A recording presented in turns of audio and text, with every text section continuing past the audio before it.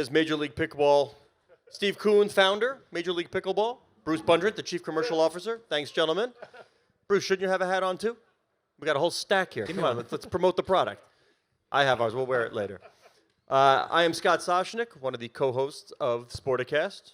Eben Novy Williams, co-host. You want to do it the way we normally do it? I think we should, yeah. All right, we're going to do it the way we normally do it. If you guys were in a studio somewhere, and so I would say, hello, I'm Scott Soshnick. And I'm Eben Novy Williams, and this is the Dinking in the Kitchen sports business podcast, the Sporticast. We debate all the time on every episode whether that little tagline he does after I do the introduction, whether it was good or not. Gentlemen, please, in any order you wish, how did Eben do on the intro? That says it all. Thank you very much. Gentlemen's B. We'll edit the pause out in post-production, yeah. And I want to start, though, because now I can say for sure, there's a misconception. Anybody can go out on that pickleball court, kind of, I'll say middle-aged for me, and it's easy, it's fine. I was out there for 45 minutes yesterday, winded, sweating, and I'm feeling it today. So is that your experience as well, that people think it's easier than it is? I'm going to give you some stats. You came armed with stats. Come on, I'm ready. I'm ready for this. In an hour of pickleball, you'll hit the ball about 10 times as often as you will in an hour of tennis. Because you're not chasing the balls. You get to hit the ball, points last longer, and you will actually burn more calories in an hour of pickleball than you will in an hour of tennis. Now, when I say that, everybody looks at me like I'm crazy. That's because they think of four 60-year-old people playing pickleball. They're not moving that much, but you can't compare. And they compare that to Novak Djokovic and Rafael Nadal, and they think that's not true. But for any group of four players, you're gonna actually burn more calories and hit the ball a lot more often. It's a lot more fun. Now, if I was a real pain in the rump, and I am, I would say, how do you compare to table tennis? Any stats? More calories. That would be closer. That would be a closer comparison. So guys, I'm curious.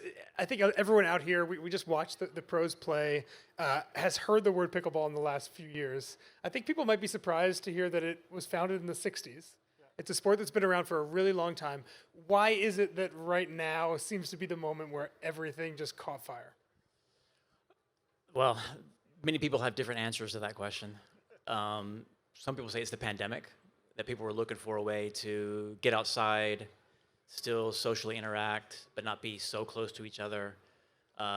That's what golf is telling me, though. Like, golf was perfect for pandemic, so... Well, yeah, but it was, right? Golf did well. Because golf did take off during that. But this is meteoric.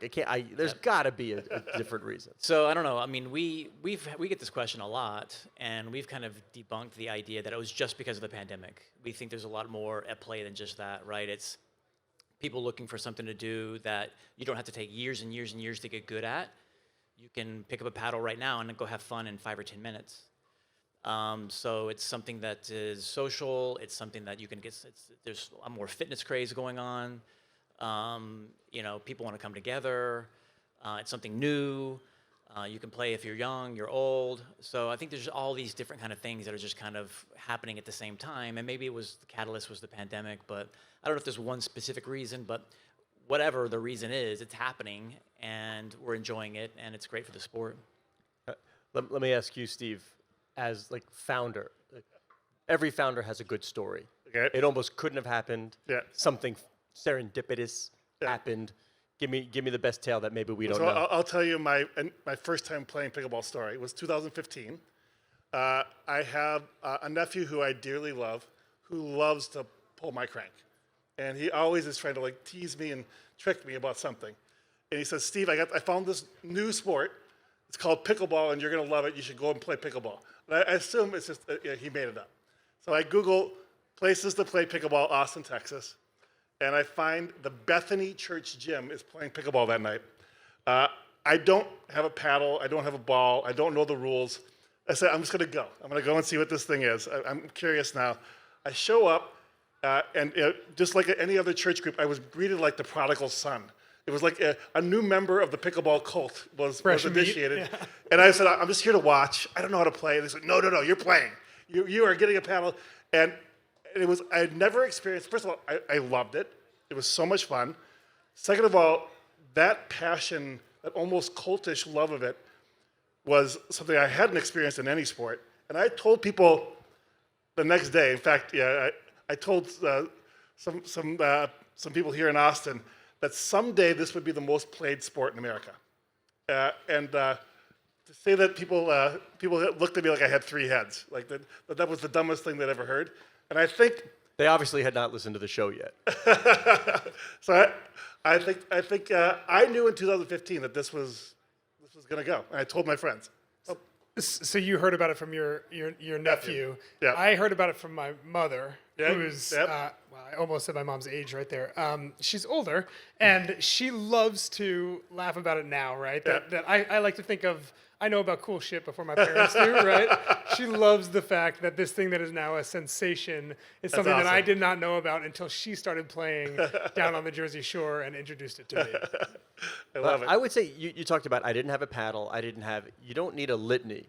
My son, my focus group of 1, plays ice hockey. There are great barriers to entry to so many youth sports. I'm asking, you have traditional sports experience. Is the ease, the fact that you just need that paddle, you can borrow it, it can be provided, is that one of the keys to success? I think it is, to be honest. I mean, we have seen athletes and non-athletes that can pick up the sport and start playing right away. People that don't come from a tennis background, people that do come from a tennis background. I think, and I know I'm in the business side of the sport, right? Running the commercial arm of MLP. And one of the reasons that so many brands are interested in sponsoring Major League Pickleball is because there are so many, it cuts across so many different, obviously gender and socioeconomic backgrounds and geographies. And I mean, it's like it's so inclusive. It's so equalizing, and this is why brands really want to get involved. All right, Bruce, I'm going to be your best friend right now and help you out. And Steve, you're going to be like, way to go, Scott. Would you like to name some of those brands, and what do they get? There's one big one right behind us. You see that? Well, that's up there. It is. Yeah. Where is that? Oh, there it is. Margaritaville. Margaritaville. Yeah. But what do they want from you? But different brands want different things from sports leagues and teams and athletes. When they come to you, what's the discussion? What can you do for me? What's the ROI on my spend? No, that's not it at all. It's like, we've heard about pickleball. What is this thing going on? Tell us about it. Oh, really? We It's have that no idea. basic? They It's have no 101. idea. Okay. I've done the pickleball 101 thing 85 Got times. that pitch down, Yeah, Pat? I got it down. Perfect. Can I have the elevator pitch? It's really pickleball 101. So I do this a lot because they don't know. They've read about it on Sportico. They've heard about it. Their friends are playing. They maybe played on vacation. These are brand owners, automobile industry, banking industry, CPG, et cetera, et cetera. They're like, I am a CMO. I'm a marketer. I'm seeing this thing taken off. I'm trying to figure out how to get in. Help me to try to figure out how to get in. First, tell me what it's all about. Like, who's playing? Where are they playing? What's the professional structure? What's the recreational structure? So it's a lot of, like, honestly, pickleball 101 at the very beginning. So can we get into the business model? We saw the professionals playing. I know you guys have teams, franchise teams, and some owners that we'll talk about. Is there a licensing play here? Is there data? Walk us through the MLP business, kind of overarching. Hopefully all of the above. We have 24 owners. We are divided into a premier level and a challenger level. And we're going to be the first sport in America with promotion and relegation, which I think is... Some English soccer fans I'm out a there. huge English nodding soccer But for fan. people who don't know, relegation means if you finish in the bottom of the standings, you go down to the lower level. And by the way, that affects, as you know, as a former Liverpool employee, valuation of club. Owners are scared the Jesus out of relegation, and nobody, I don't think it'll ever come to U.S. sports because of that very thing. Well, it's coming. So It's here. I should say major for U.S. sports. So what is the benefit? Why have promotion and relegation? It makes the competition more demanding at both levels. So in other words, if we had all 24 teams, the differences between the players would be pretty stark. By dividing it into two brackets, it makes every competition super competitive, and the quality of the content is better. That's always our number one thing is how can we make the quality of our content, how can we make it better, more engaging for fans? You just said a great word we love on Sporticast. It's What's that? it's content. Content, yeah. Right. Sports leagues, and I argued this yesterday during some of our panels, if they don't understand that they are media, tech, real estate companies. They ain't long for the world. The days of 1950s franchises are over, which means research and development budget. It means distribution on a global scale. It means technology embracement. Where are you? Like, how do you in the whole ecosystem of all those pillars that are sports these days? How do you think about it for Major League Pickleball? So not only do we have our 24 teams, but we now have a product called Minor League Pickleball, where any player at any level can play on a team with 3 of their friends and compete representing the Florida Smash or the New York Hustlers. Should we get a little Sportico team going? I already told you how I felt after my 45 minutes yesterday. I'll root you on. You're much younger than I am. And this is an amazing way to have fan engagement, is because not only you're not just a fan of the New York Hustlers, you are a New York Hustler. You better than play the Packers. for them. You don't need to pay for a stock certificate. You can say I'm on the team. Correct.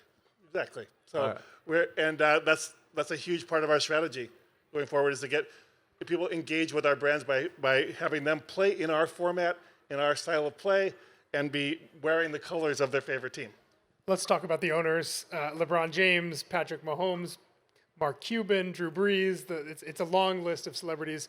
What does having those people with huge social reach and obviously influence culturally, what does that mean to have them in the stable moving forward? Certainly a lot of awareness, that's for sure.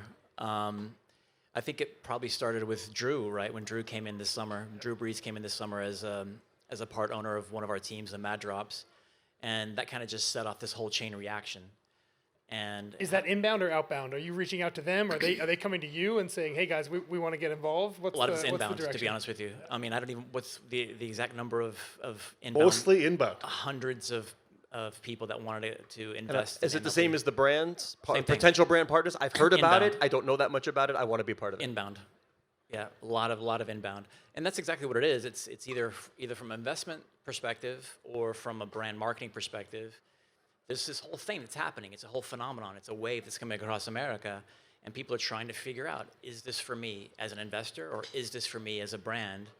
And maybe it is, or maybe it isn't. But everybody's looking for the business opportunity, looking for an angle, looking to market their product, looking to get involved somehow, looking to do something fun. So we're getting loads and loads of inbound from both potential investors and brands. Yeah, from what I understand, the teams have sold for, some of them have sold for around $3 million. Not an insignificant amount of money by any means. You could have bought an NWSL club for that a couple years ago. From an economics for a team owner, what's the pitch? What does $3 million buy you in terms of sharing in whatever live events or content or whatever it is we're talking about? So we have a somewhat unique structure. About a little bit after MLS, where team owners own part of the league. That's part of what you're getting. So you have an investment in the league. If the league does well, you'll have part ownership of that. In addition to that, you basically have a plug-and-play brand in pickleball. In other words, you own part of the league, but you also own your trademark. You own the New York Hustlers or the Las Vegas Night Owls. People love to own intellectual property and figure out how to capitalize on it. Yes. And if you can sell swag or merchandise with your brand, you keep the lion's share of that. You have a small royalty to the league, but mostly you keep that. What differentiates one brand from the other? If it's not, I mean, there's success. We know in traditional sports, you win the Super Bowl. Yeah. Chiefs means something globally. You have a superstar like LeBron. That means something globally. What differentiates one brand from another in pickleball? You mean team brand? Team brand. Well, the ownership group, of course.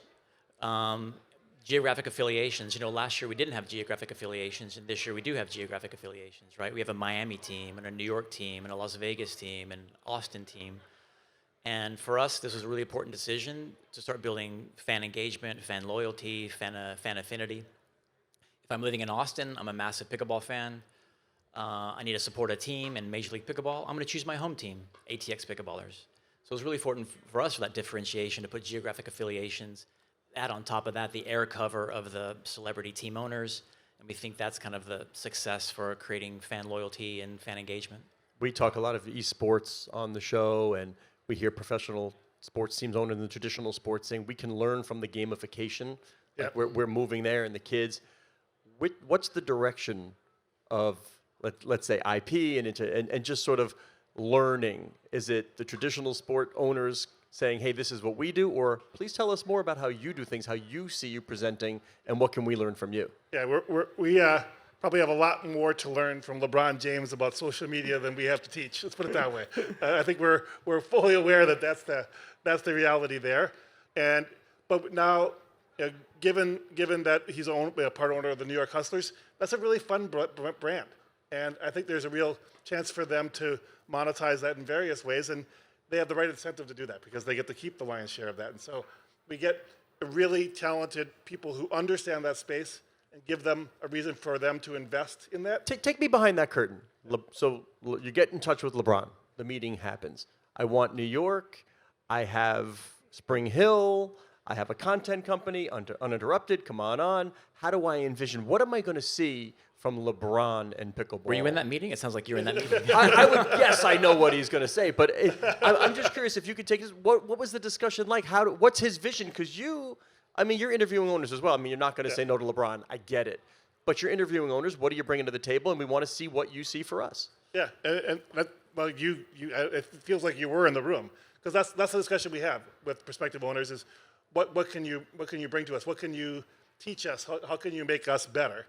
As we want some money from you. It's an investment, but also the more that you can bring, the more value you add to the league. That's going to be exciting for us. And all those things are happening. In fact, we have a team from Spring Hill that is we have 17 members team from Spring Hill who is tracking us for a documentary series. This is all the rage now. It feels like every league wants to have a Everybody non-scripted we all live want TV that. reality show. Exactly, But there's such great stories in the sport. In every sport, there's great stories. But the players all have intriguing stories, and when people get to know them, I think it's gonna.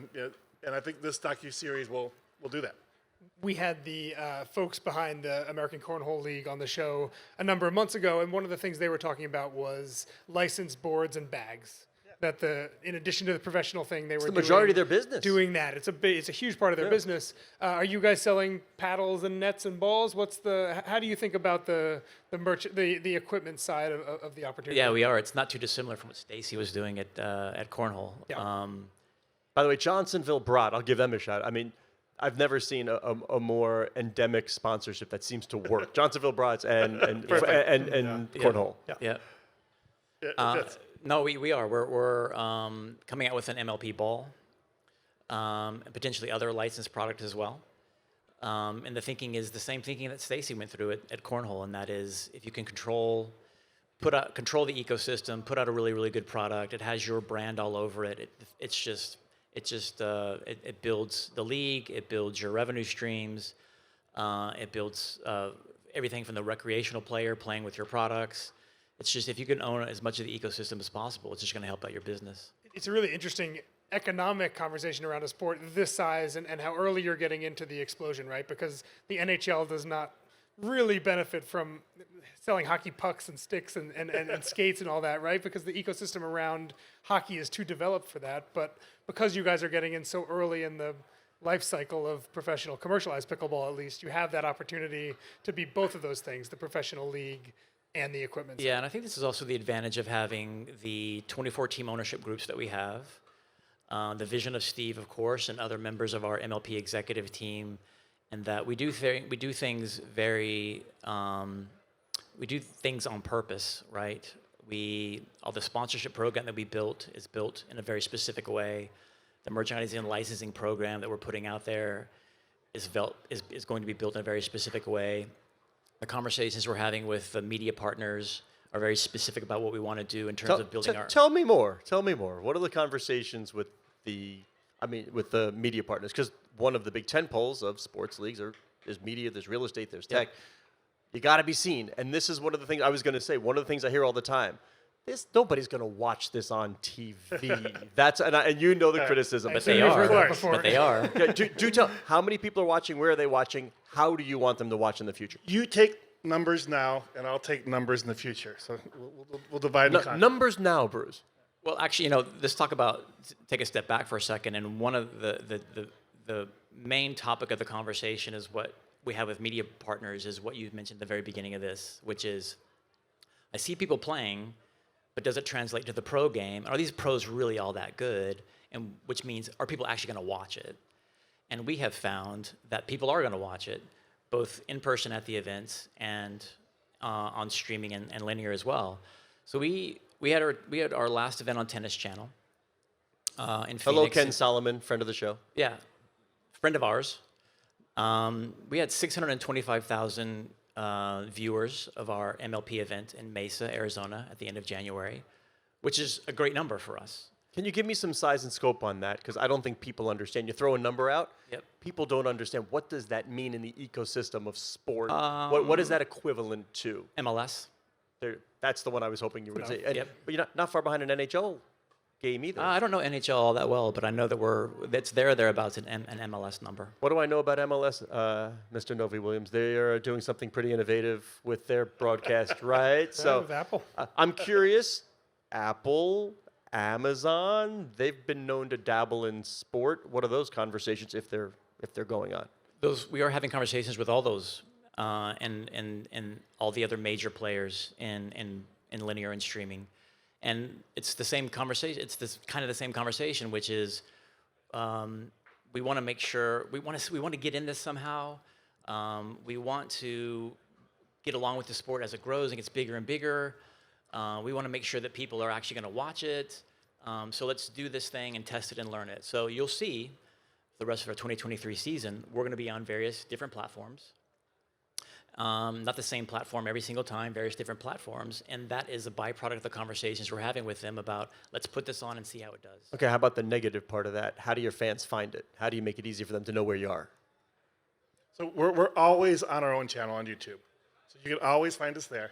And then we have various broadcast partners. So if you don't have the Tennis Channel for whatever, if you don't have access, you can always find us on our channel.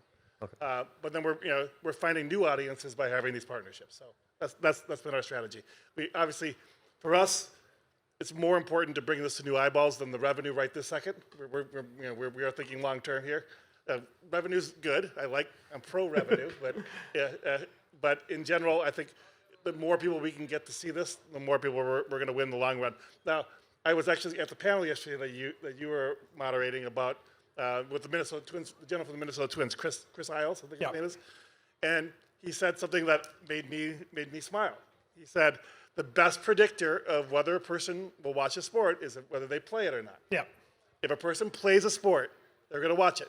In basically every country in the world, the most watched sport is the most played sport. There's one exception. America. Yeah, it's America. America's a very, very weird exception. Like not that many people play football. And Eben, he should be downright giddy because we not long ago did a story with our friends at the Sports and Fitness Industry Association. Yeah. You want to tell the folks what the participation numbers have been like? I mean, you had a whole number. We had to break out the chart visually. Yeah. And we had to actually alter the way we presented it because everybody was sort of close to each other and you could see it in one shot, except for pickleball that was like up and to the right in its own quadrant. It was off the graph. It was off the graph. We had to actually change the way we presented it.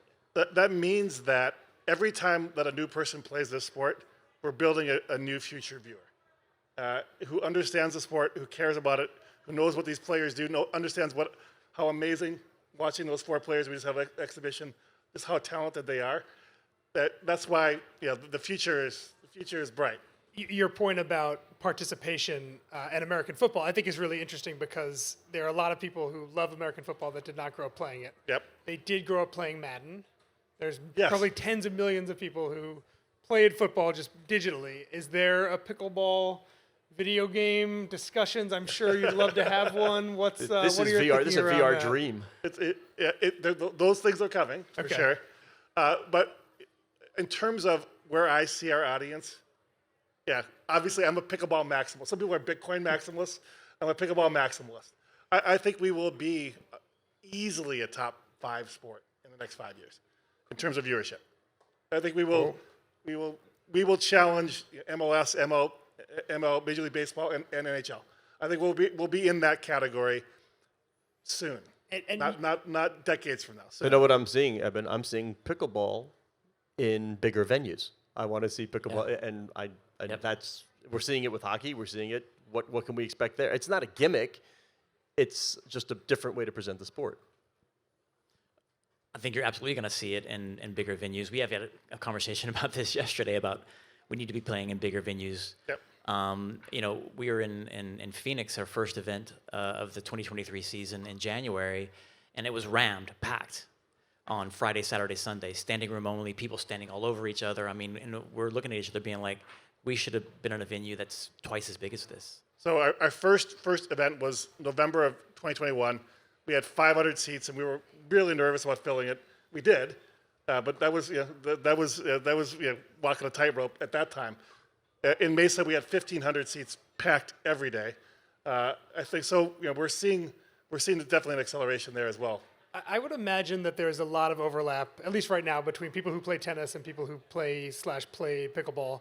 And you mentioned Tennis Channel. What is the relationship right now between the establishment of pickleball and the establishment of tennis? Is it cooperative? Are they wary of what you guys are doing? Is it cannibalizing their audience? What's that dynamic like? I would say there's been wariness, but it's actually getting more cooperative.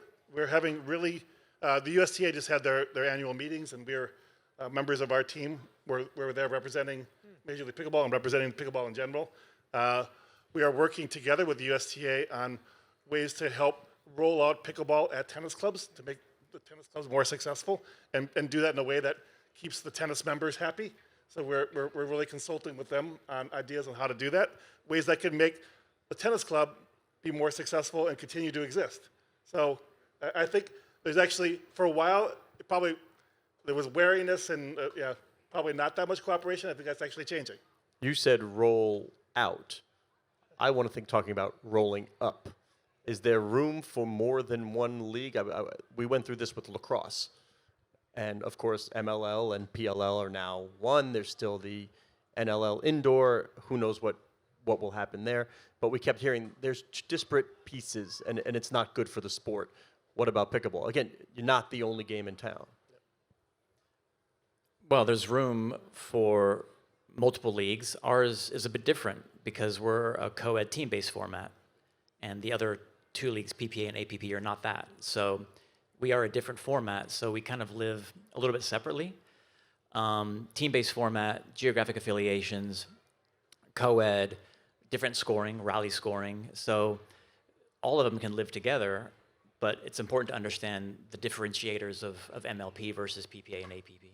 Can you give us just a quick snapshot of how much money can I make playing pickleball?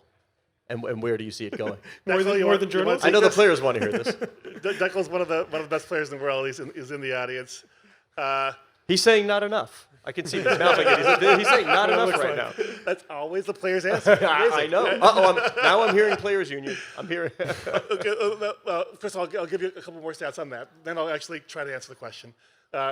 2 years ago, the total prize money in pickleball was probably about $1 million. This year, it'll probably cross 10. So we've moved That's from across all players. Across all players. Okay. The very top players are certainly making well into the six figures at this point. I don't know, top 30 players are making six figures now, something like that. Declan, something like that. Six figures is probably enough to make a living. So there's probably 20 to 30 players on the male and female side who are making that. Plus there's sponsorship money for playing a certain paddle or wearing certain clothes. So there's probably now 40 to 50, both male and female players who are making a living just from playing. And then there's a lot more players who are trying to make a living from playing, but also teach clinics, do some coaching, etc. So there's a pretty healthy a couple hundred players who are that are full-time pickleball professionals, I would say. We were talking in the office the other day about pickleball orthopedists, just how much business seems to be popping up on the peripherals. People who realize that, my business can benefit from maybe some SEO by putting pickleball in it, or just realizing that, again, the amount of people who are doing it is so large. I imagine you guys are also seeing that, right? That so many people are now rushing into this for different little business opportunities because the player base is growing so much. Well, yeah, but this is actually something that we talk to potential sponsors about a lot, and that is coming into the game authentically. So Margaritaville, for example, they've been in the game as a sponsor since 3 or 4 years ago.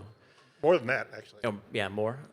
And we have these conversations with potential sponsors of MLP that want to come in, and we keep saying, you need to come in an authentic way. You can't come in like you're just doing a land grab and try to get in somehow and and get into this this new demographic or this new sport or this new niche, you need to come in a very authentic way. And so when Margaritaville, obviously they're already in the sport, but what they're doing is making the fan experience better. Anheuser-Busch is a partner of ours. They're making the fan experience better.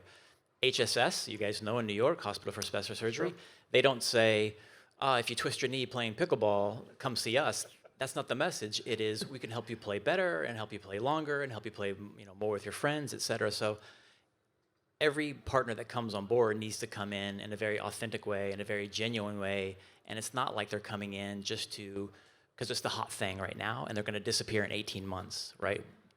We would send them the message to not enter the sport in that way. You got to enter it in an authentic, genuine way. What is the age demographic, roughly the age demographic of the participation in the U.S. right now for pickleball? The incredibly notable thing, and the SFIA report talks about this, is the youthening.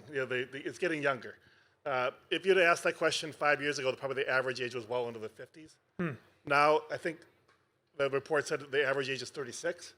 That is an incredibly huge change in demographics for a sport in a very short period of time. And that's still not young, right? I mean, you think that hockey, as an example, right? The average age By the of people way, who he's play 35 hockey and he's angry he's out of the 18 to 34 demo. That's Damn it, why he Scott. said God that. damn Yes, it. it is old, Eben. I'm sorry. But the average is 36, and the people who are 50 and 60 haven't stopped playing. Sure, yeah. Which tells you how many more people who are 18 and teens and 20s and 30s are playing.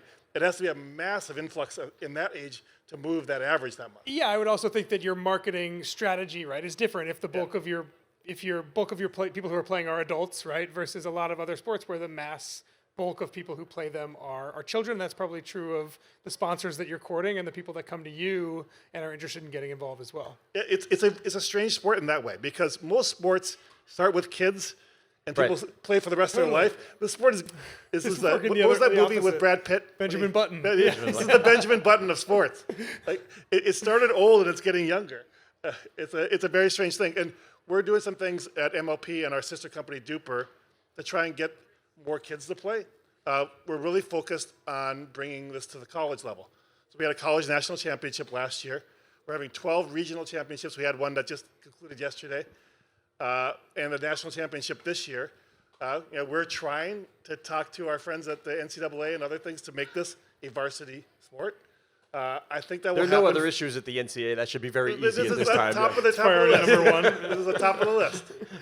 I think if we can get this to be a varsity sport with scholarships, obviously that creates a whole high school camps. It creates all that experience for lots of kids.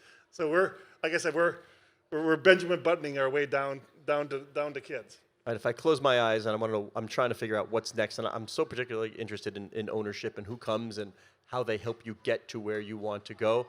Traditional sports teams now, it's not enough to bring the capital, because everybody has that. It's what's the synergistic assistance do you bring? How do you help us grow? So if I'm closing my eyes, what's next in terms of who are you looking for to help you get where you want to go? We haven't announced the guys. Come on, do it here. This is what we live for. Do it here. Can we do that? Would I get in trouble? That is some And really Mike good Tillman. encouragement. I don't know right there. actually what you're talking about. You're I the do. All of it. you're the co-founder commissioner. It's fine. Nobody. Who's yelling at you? Nobody. Let's hear it. People do yell at me. I know. But we will not be one of them. We will not be one of them. What do you got? A major group of internet influencers that you would know well. A major group. I'll give you one Even guess. Scott would know them well? I'm too old to know internet influencers. No, you would know this group. Can I guess? Well, that's what he's saying. I'll give you one guess, and if I'll you, give by you the way, one if you guess. screw this up, it's on you. Are they based in Texas? Oh boy. There we go. Go. Boy. Is it Do Perfect? All right. Look at that. There we go. That's exciting. I mean, they have a... If Ann kills me now, I'm That is some serious following. I know that. My focus Yeah, group they of have a one always huge- watches those huge videos. reach, Yeah. I might be in trouble. I might be in really big trouble. No such thing. Someone no tell such Eric thing. Jackson to start writing the story. No, but they are Can the... we delete this from the podcast? We are done. That is it, gentlemen. Really, thank you so much. I love breaking news at the end. That's fantastic. Thanks so much for joining us and watching these folks. I can tell you, having played and now watched, it's no joke. You were watching this open play for the last 2 days. People there nonstop, right? Yep. Oh yeah. I mean, you just put the court down. It was a magnet. So And it looks, not to knock the people who are playing right now, but it looks very different when the professionals Yeah. play it than when other folks are on it. we also have a thing on the show where Eben cannot close the show without like fumbling over some words. He doesn't really remember how we. No. Let's say he's reaching. Let's see. Can you do it? I can It's do up it. to you to Yeah, close yeah. on this one. Let's All go. right, so thank you to Bruce and to Steve for being with us. This is Scott Soshnick. He's on Twitter at Soshnick. I am Eben Novy Williams on Twitter at Novy_Williams. The show is produced by Matt Whitehurst, so shout out to Matt. Our digital media editor, Cora Veltman, who I don't see out here, she wants you to know that you can download the Sporticast wherever you get your podcasts. That's not what we say. Close enough. Hey, Right. you did a good job. Thanks, guys. Yeah, thank you you. guys, and thank you guys for you. listening. And a special shout out to Cura Story, who is the sponsor of this stage.